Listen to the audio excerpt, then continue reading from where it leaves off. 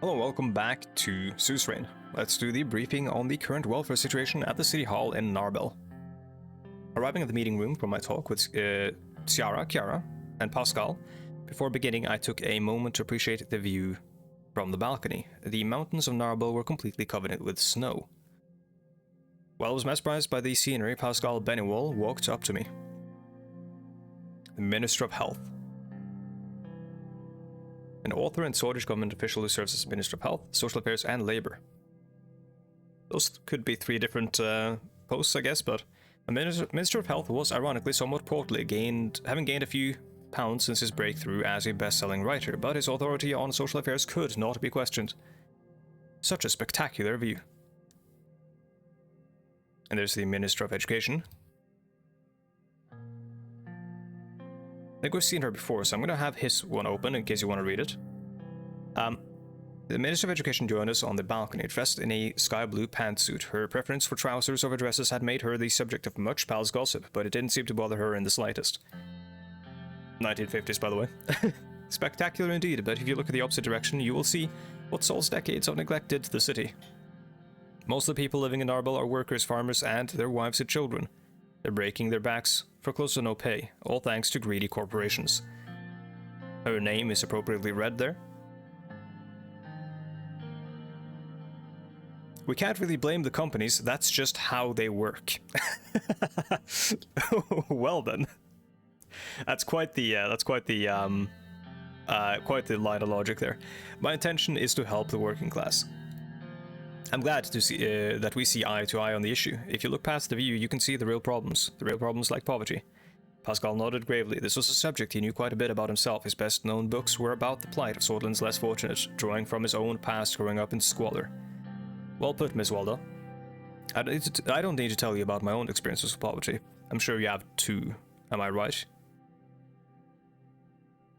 I was middle class, yeah. We knew less fortunate families, even though we belong to the middle class ourselves. So you could at least feel what the plight of these people are. You don't have to have been born poor to sympathize with the plight of the impoverished, much as you don't have to have been born a woman to recognize Scotland's need for parity among the sexes. Chiara's tone got serious. Isn't it time Holtzard addressed these issues rather than bowing to the wishes of the hawks and fearmongers in the establishment and diverting yet more resources to the military and law enforcement? Our welfare, healthcare, and education system have been decaying since the recession. Scotland's poorer communities are losing hope. Hopelessness and a lack of opportunities can drive people to extreme solutions. We're seeing increased crime, domestic violence, rising inequality between men and women. Yeah, I mean, she's right. Hold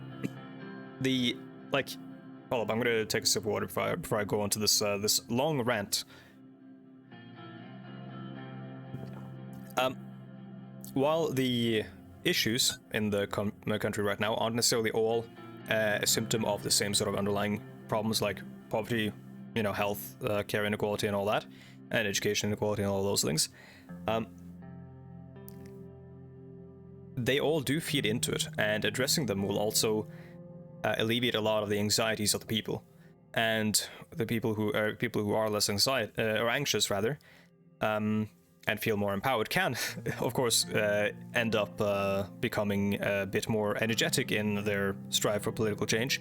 That is a thing, since, if people aren't constantly working and trying to survive, they are actually able to get out there and try to enact real positive change, at least what they believe to be real positive change. But there is also the flip side, the positive outlook on things, and that is that these people will be better. They will have more faith in the government. They will have faith in the country and its institutions and its all that stuff, and will feel less inclined to pick up a military weapon and shoot 16 people. So that's kind of what I'm aiming for, because the reactionary response to a lot of violence and a lot of military buildup on the border. I guess a military buildup on the border, the only response I guess is military buildup of your own. But the reactionary response to to a lot of violence and unrest is to just send in the police and all that. But that isn't necessarily always a good way of doing it, because when you send in the police and you put more money to the police instead of putting more money towards what people are asking for, you are sort of just exacerbating the issue. And if you have a lot of people who are angry and you start beating them with sticks, they get really, really angry. Like, they get more angry. And you're essentially just fanning the flames. It's not a really good approach. So that's why I think I sympathize with her approach to this and not the approach of the hawkish military voice that we were talking to earlier. Let's see, Lilia's Graf will take care of crime since she's an expert on the subject. I don't know if that's necessarily... Isn't she kind of like... I don't know. Holistically, if we can stop the recession and create jobs and growth, capital must be prioritized towards the resources that matter the most. Yeah, those issues must be tackled from different directions. We need to engage it holistically. This is true. Yeah, you can't, like, take a reactionary stance. And I don't mean reactionary in the sense that, or purely in the sense that a lot of left-wing people use the word. I mean reactionary as in, like, you see a thing and you react. As instead of, you know, you see a thing, you think about it, you figure out how to deal with it, you figure out the best way to, like, approach it and all that. Which is, you know, of course, where the left-wing interpretation of the word comes from, but it's mostly used in terms of like a byword for like a right-wing backlash towards quote-unquote progress. Those issues must be tackled from different directions. We need to engage it holistically. I am planned to help by using an increased budget to improve the quality of healthcare. That could prove useful, but we need to be doing a lot more. Education has similar issues. There's another subject I want to mention. I've been working on improving the rights of workers in our country and have proposed a draft bill that is currently being reviewed by our party. Oh, Pog. Mr. Calvin has already backed me and gave his support. Scotland has fallen behind most countries on the subject, and it is my responsibility to ensure that this is not the case. Yeah, we do need to improve the standards of our workers. It will be costly, and I'm not sure if it would be a priority between all the other subjects. Well, I agree, we need to improve the standards of our workers. Exactly, Scotland must provide for its people to move forward. It is also a matter of life and death. Every decade we hear of some horrific accident due to employers' disregard for their workers' safety. So would you back the bill when it arrives on your desk, Mr. President? To make a decision, I would need to evaluate the contents in detail. Understandable. You will receive all the sections in an outline. It's getting a little cold out here. Let's head inside and continue our discussions. The meeting room was already prepared for state business. Small gifts for each of us had been placed on the table by municipality. We took our seats. Let's start with your health overview, Pascal. I did promise healthcare, didn't I? As you wish, Mr. President. Scotland has a free healthcare system, except for a few private hospitals operating under it. Yeah, so a lot of people like the idea of healthcare, like state healthcare, state education, that is not subsidized, but that is sort of backed up by private education and private healthcare that people can go to if they have the means, which isn't in theory isn't a problem on its own. Like, having better healthcare that is available is good. Having better healthcare that is available if you can pay for it means that the people who can pay for it are paying for it, and, you know, no, everyone who can't aren't paying for it. The problem is that usually everyone who can't are also paying for it, because everything in the world essentially is subsidized. Like, almost everything becomes subsidized in one way or another. Or maybe not necessarily subsidized, but everything in the country benefits from everything else. That's sort of like a very obvious thing to say, I guess, but the private healthcare will pay taxes and stuff, but there are still like private organizations which will make profits, which means that those profits will then go towards the further enrichment of the company, or the in the worst case scenarios, the people who own the company, and not necessarily everything around them, or the quote-unquote customers, which I guess they are because it's a private company. So like that is one problem, and also the problem is that when only the rich can afford the quality healthcare, and that quality healthcare is subsidized or in some way, shape, or form is benefiting from society, you're creating a sort of like a class of rich, like healthy people and poor, unhealthy people. Like that, you're creating a class divide, which again, as I was talking about earlier, creates these anxieties that make people upset. So it's just a bad situation to be in if you are the president of a country with a lot of turbulence in it, I should say. Solon has a free healthcare system, except for a few private hospitals. Yep, health issues primarily appear in rural areas due to lack of quality services. Exactly what I was talking about. I'm doing my best to ensure that citizens of all ages receive the best healthcare they can. I also personally want to solve the high infant and maternal mortality problem. How many hospital beds are there per 10,000 citizens? This is a metric that we have become intimately familiar with in 2020. There are 10 beds per 10,000 citizens, which is a very good number according to our comparisons with other neighbors. Is it? I actually don't know. I say we have become intimately familiar with it, but it's not something you have off the top of your dome piece, I guess. We see a lower number in the countries of Agnolia and Velen, but obviously can't match Lesbia or Valksland. Agnolia and Velen are hardly countries to take as a standard, but it is good to know we aren't in a huge health crisis yet.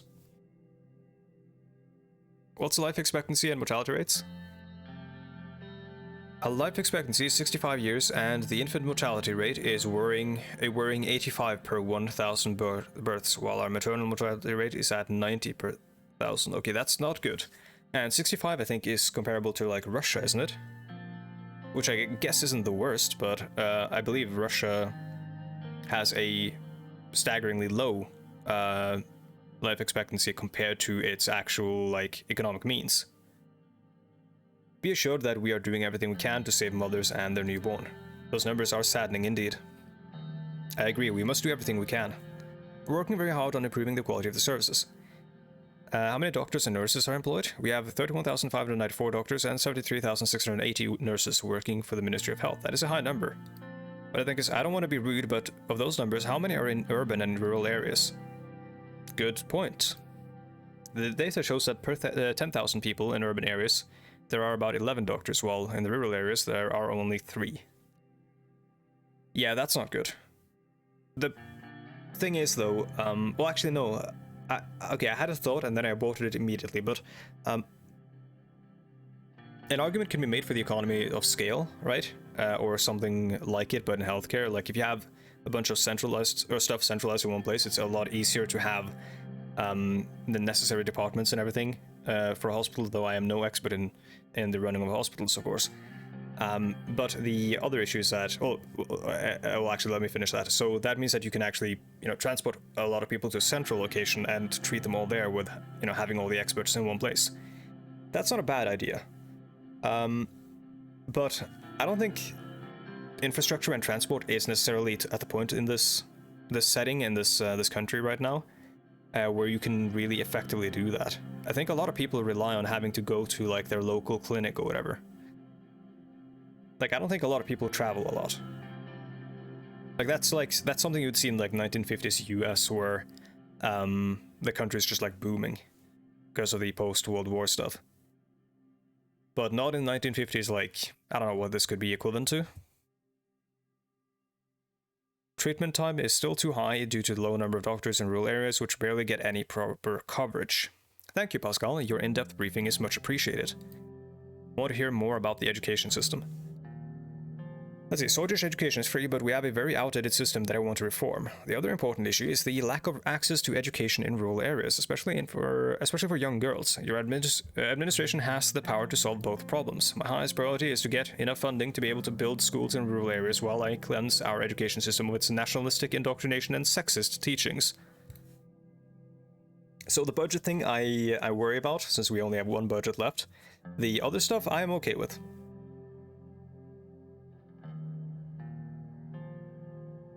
What's the literacy rate? 85% or 80%. That is a very good indicator for future growth, but it needs to increase. It is also far lower among girls than boys. The most illiterate areas are Bergia and Agenland. That is correct, although Lachaven skews the statistic for the largest region, which also has a vast number of illiterate citizens. Yeah, rural-urban divide is a big thing. Let's see. I just want to see these numbers so we've seen them. They don't mean not much to me, but it could mean something to people who are keeping track, watching the video. Sordon is full of young and bright minds. We should keep striving to make education available for all. I think there needs to be a change in the way of thought. We should help children to question and educate themselves. What's the difference between urban and rural education? Urban areas have 3 times the number of schools per 10,000 people compared to rural areas. Yeah, that's bad. Rural areas also suffer from a lack of teachers. You can imagine teachers not preferring desolate areas. Salaries for teachers are very low here. We need to increase their pay to give them more incentive. True. I believe that is everything. She stood up and moved towards the window. She took a deep breath. What is it? Look at this impoverished city. The trees... the trees what? The streets full of potholes, the hospital barely functioning, the school half open. This is not just about Sol or even Alfonso failing. The decay in Sordland's forgotten regions has been going on for many decades due to structural corruption which is fueled by capitalism.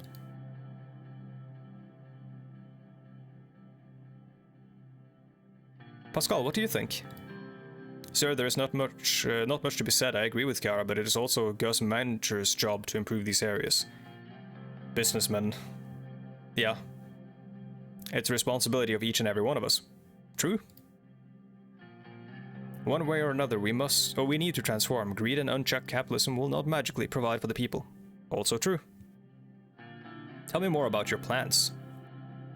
My plans require an increase in the government budget. I aim to solve the problems we highlighted with the allocated money. By building schools in these less fortunate rural areas and through fundamental changes to the education system, I will unlock the potential for all children, boys and girls alike. Interesting. I thought we had a quality of service problem. Isn't Swedish education lacking quality? Our statistics show the disparity between rural and urban education. We can either do something about it or wait until things get worse. Wouldn't a promotion of private education help create additional funds? Yes, but at what cost? I'm not a supporter of the private sector in education because, at the end of the day, they are focused on profit first, yeah. Like, they are focused on, not necessarily... So, they are focused on a quality of service. You can sort of expect that with private institutions or private corporations or whatever to an extent.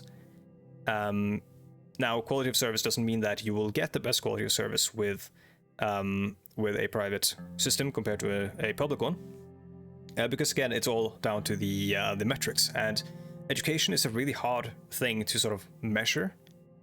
You know when people are well educated. You can measure stuff like literacy rate and stuff like that, but I think that any school system will be able to handle that. A quality education doesn't necessarily just mean literacy. You can also you feel it in a society based on like, well, everything around you.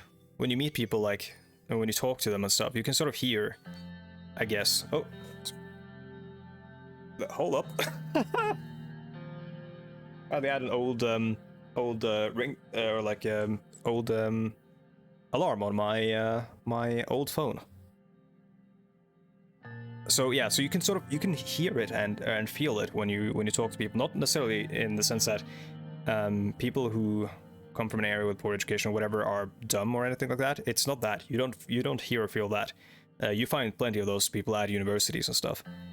But what you can sort of like feel, I guess, is the general like knowledge about politics, about what's going on, the like ethics and stuff like that, which was something that we focused on early on in school. We had like ethics classes from like grade 2, I think, which were all like very simple, but still. And yeah, like basically teaching anti-racism in school was a thing as well, which like if you don't have that and you have a lot of racism in the country, that stuff isn't going to go away on its own. So those are the central things that I feel like you can sort of you can tell through education, because education in a sense, or not in a sense, in a literal sense, it is propaganda. It is imparting the values of your society upon the young to sort of continue them. And yeah, I don't think trusting that towards someone who is focused on numbers, on metrics, on profit is necessarily the greatest idea. I think that's something that should be democratically managed. Because of course it is going to be, changing the minds of the young to reflect the minds of the old. Now, what are you working towards, Pascal? I personally want to improve the low quality of healthcare in the rural areas. Yeah, so this is what we promised. I want to do both, but of course you only have one budget. I don't know if you can use personal wealth for this. I doubt it, because I don't think I have that much wealth. So I created draft plans to increase the salary of doctors and to upgrade the equipment of the hospitals. I can do more with an increased budget. Additionally, a privatization plan to promote private investment in the healthcare system could allocate extra funds.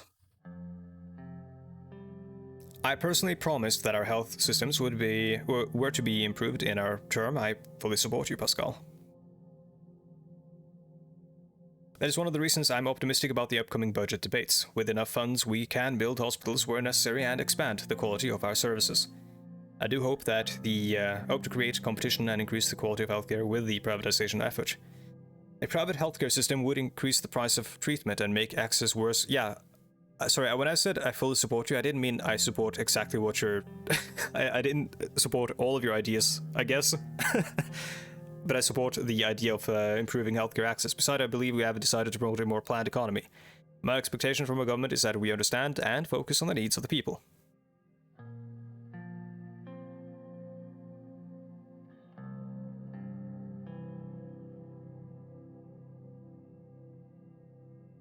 Yeah, we are elected representatives of our people, and we will prioritize their needs. Also, Minister Waldo, I have bailed out the people in need instead of business, is literally something I said earlier in a previous episode.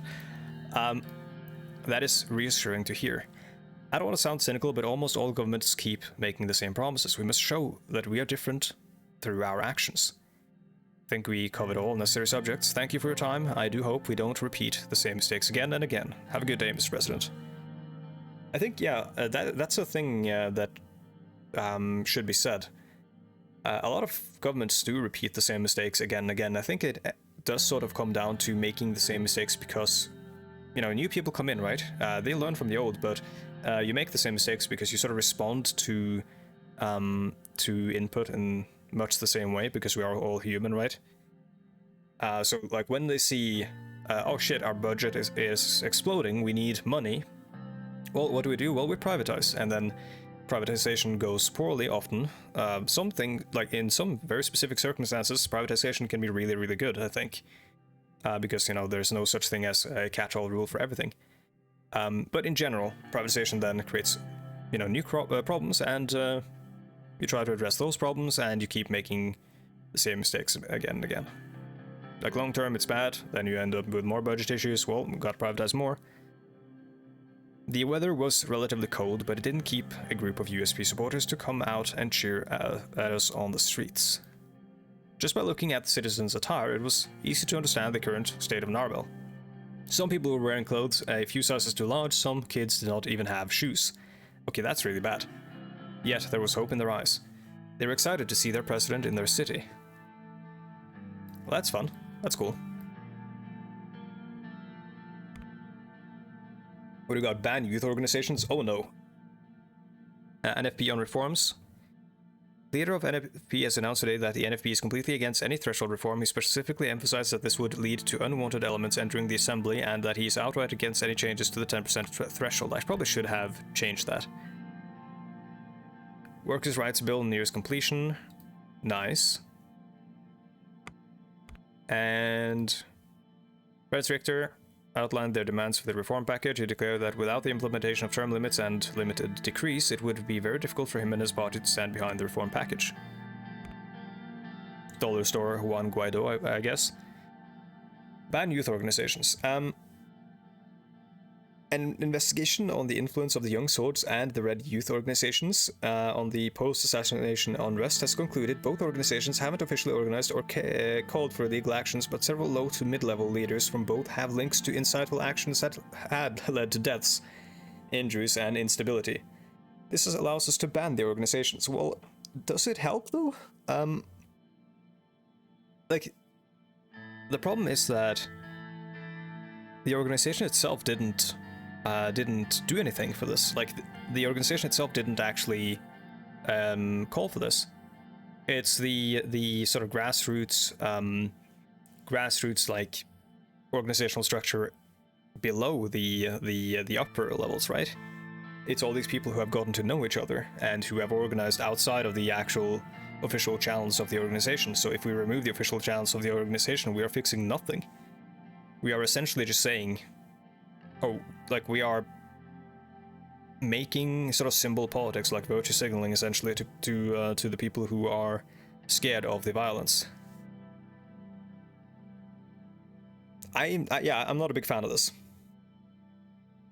And of course, there are free speech concerns and stuff like that. But I feel like whatever we do is just going to allow it to continue, but like it's going to obviously like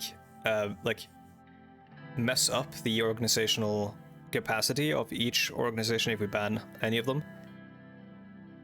But I think that it's too late.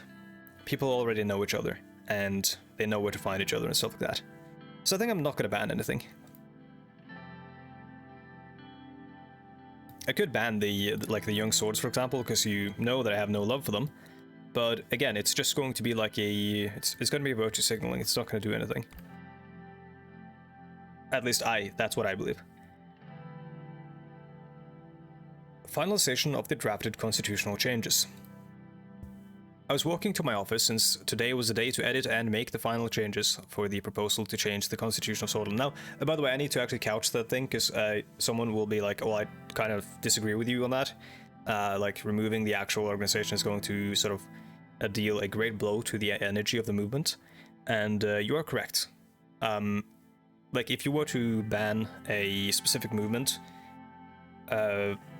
like, for example, some of these terrorist organizations that have been becoming popular in recent times in the United States, then you do deal a great blow to them, because those organizations are popular, and when those organizations can't operate anymore, like, people can't flock to one common place. It's all like deplatforming thing, right? But I don't think that's going to be all that useful here. This is a pre-internet world, and you know, clout isn't as powerful, I think. At least, yeah, it's not as powerful, at least, as grassroots organizing, which I think they would continue to do anyways. I was walking to my office since today was the day to edit and make the final changes of the proposal to change the Constitution of Scotland. Oh boy. The Reform Committee may, or have finally bore the tangible results, and the draft of the changes were about to be presented to me. Probably a bad time to start doing this, because we're at 27 minutes. I walked in the marble corridors of the palace thinking about the huge decisions I was going to take. At the entrance to my office, my secretary, Livia, greeted me. Good morning, Mr. President. Good morning, Livia. How are you today, sir? I'm perfectly fine. Good to hear. She paused before taking my coat. It looked like she had something on her mind. Mr. Rain, can you give me a hint about your reform plans? If you ask me, taking away the judge's immunity is long overdue, but it might anger a lot of people in these halls.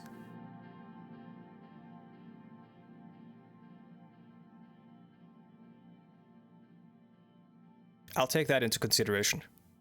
I hope you'll keep me informed. I'll take your coat now. Livia left to hang up my coat. I entered my office and sat down. Not long after, Petra, Lucian, and Nia arrived. Good morning, everyone. Good morning, Mr. President. I can't say finally, because Lucian is there and he wouldn't be late. Good morning. Time to finally get this proposal going. Petra placed the draft in front of me. After your modifications, we will be starting the process. Let's start. Okay, so, vetoes. According to Article 77 and 82, the President may veto a bill by returning it to the Assembly with a written statement. The article do not contain any information on how to override a veto. As a consequence, the President has an absolute veto power that cannot be overridden by the Grand National Assembly under any circumstances. The new Constitution will not include any veto powers. The President may not block any legislation passed by the Grand National Assembly of Scotland, or limit vetoes to, let's see... It will allow the Grand National Assembly to override a veto with 60% majority. Okay, so I think I might have misunderstood that earlier, because I thought that you would allow the Grand National Assembly to veto something that the President does at a 60% majority, but what it actually does is that it allows the Grand National Assembly to veto my veto.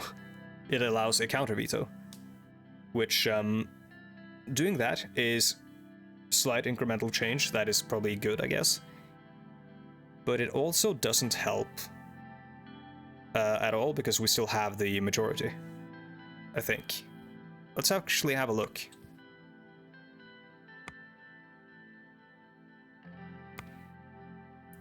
Is there a way to look at... Oh, I don't think I can close this right now. Is there a way to look at the... I just want, like, I want the assembly. I want to see the assembly, because I know you can see the assembly if you go to... Oh, okay, it's here. Let's see, economy, military, welfare, order, nope.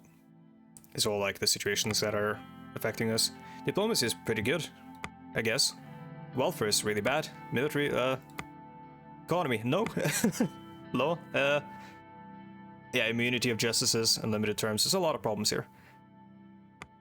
There we go, and let's have a look at the legislature. So, we wouldn't get 60% if we limit it to 60%, or there's a chance that that the PFJP and the NFP can work together to stop a veto, or us losing any of our members on any sort of bill could be bad. But I don't think removing vetoes altogether is all that good, only if Franz Richter is a real problem, and like him and his Arcasian influence.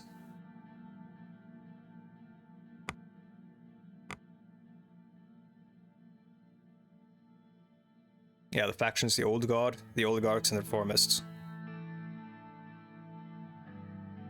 These guys surely are going to try a coup, right? I mean, so are the oligarchs probably, but let's limit the vetoes to 3/5 majority can override. According to Article 5 of the Constitution, an amendment may be proposed by members of the Assembly with at least 150 signatures. A two-thirds majority vote in the Grand National Assembly and a single majority vote in the Supreme Court is required for the amendment. Let's remove the Supreme Court vote. This will remove the judiciary's legislative powers. Yeah, they shouldn't have any powers. The President of Sweden is not responsible for the actions performed in the exercise of presidential duties, except in the case of high treason and violation of the Constitution. In such cases, the President may be impeached by the Supreme Court in a joint session, with an absolute majority of its members. Therefore, the impeachment process only includes the Supreme Court, and it gives them great power over the executive. Yeah, so he could, or they could actually impeach us right now if we try to limit their powers.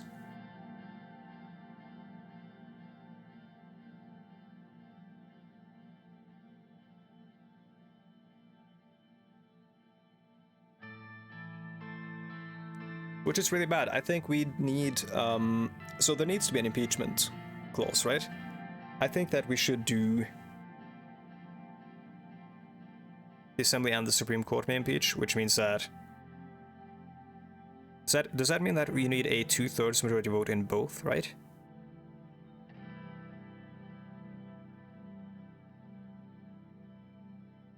But you can also just pack the court, right? Or you can just, yeah, or in theory you could ensure that you have a permanent supermajority by essentially having some convenient deaths, I guess. I think we're going to go with the Assembly may impeach. That is the most democratic route. According to the Constitution, the President appoints the ministers, the Council of Ministers, from elected members of the Assembly. This requires no confidence vote from the Grand National Assembly. It is weird that the Assembly would have any sort of choice in the matter, or in the choice of ministers, but the Grand National Assembly may nominate a list of ministers which the President may appoint. Confidence vote will be required. The President may nominate ministers which will require a confidence vote from the Grand National Assembly for their appointment. I like this. It's not going to have a big impact, I think, unless we end up in a minority government somehow. In which case, yeah, it doesn't shake out that differently anyways, because even if we had a minority government, we would still have to probably put in ministers from the other parties that we're, in a coalition with, or whatever, or not even minority governments, or a coalition government. We'd probably still have to like put in people from the coalition into the government or in the cabinet, and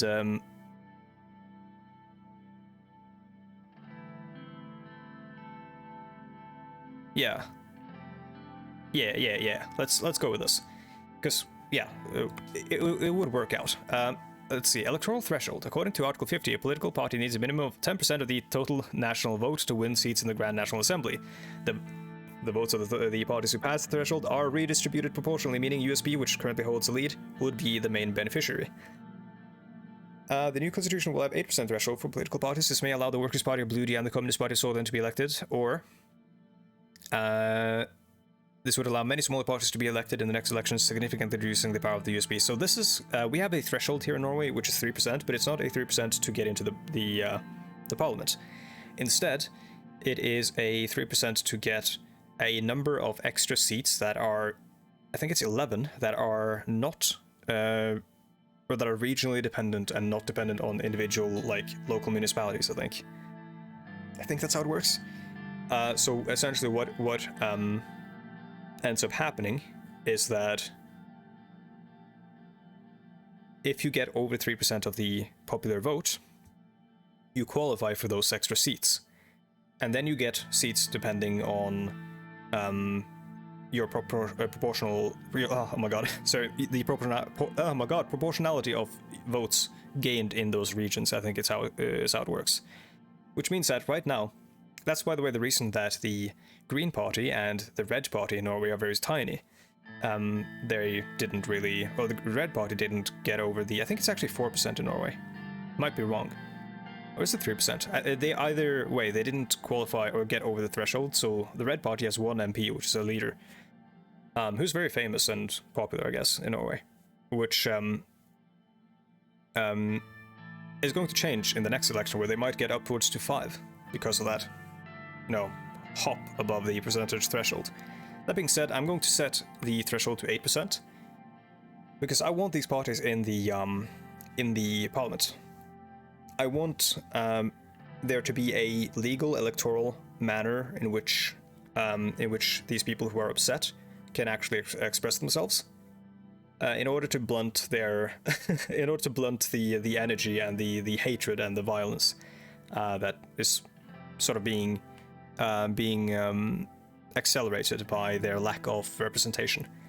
This is also, I guess, why a lot of lefties who are, I guess, maybe more accelerationist do not like the idea of electoral politics, because, again, it blunts the energy. But if you like the idea of people not dying, it's really good.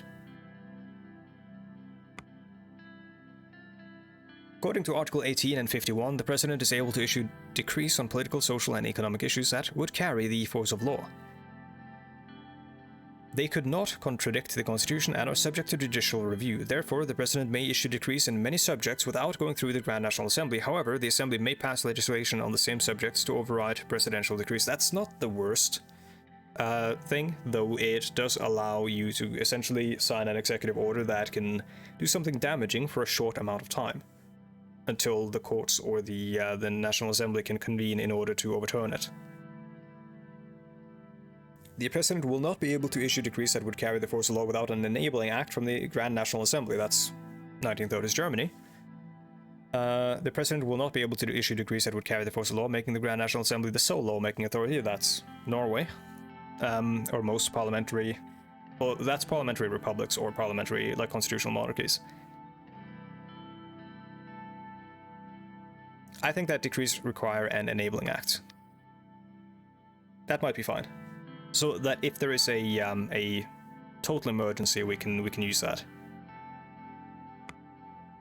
According to the Constitution, the President shall be elected for 4 years. However, by the way, we did pass a sort of enabling act in Norway for the COVID-19 pandemic. According to the Constitution, the President shall be elected for 4 years. However, there is no mention of a term limit, allowing one individual to be able to run, be elected and serve as President without limits. No person shall be elected to the office of the President more than twice.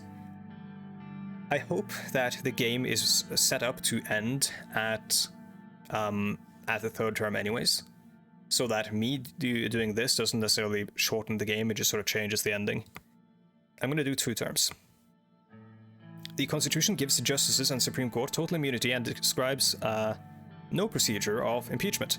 No, judges can be impeached by the Assembly. It requires a 2/3 majority decision in the Grand National Assembly to impeach the individual justice. Oh boy, honorary membership of Tarkin Sol. Okay, yeah, he's a, let's see, it's appointment procedure as well as rights the members may exercise. A member of honor has absolute immunity and is considered to be a permanent member of the Grand National Assembly. They're given control of their own personal security team, provided by the state presidential guards. A member is also eligible to live in a special private residence provided by the state for free. The only person who holds this title is Tarkin Sol. Every president is an honorary member. That's not the worst, but no, because they become a member of the Grand National Assembly and they can vote, right? That's actually really bad. Member of honor will no longer have absolute immunity is good.